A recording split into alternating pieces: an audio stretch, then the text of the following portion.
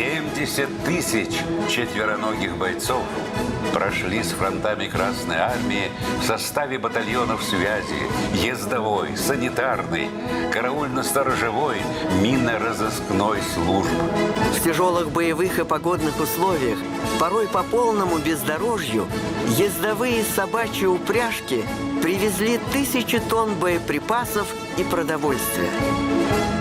Связные собаки увеличили скорость доставки важнейших документов. С их помощью было проложено 8000 километров телефонного провода. Санитарные собаки вынесли с поля боя сотни тысяч раненых бойцов. Грозным оружием для бронетехники противника были собаки-истребители. Они подорвали сотни немецких танков в боях под Москвой.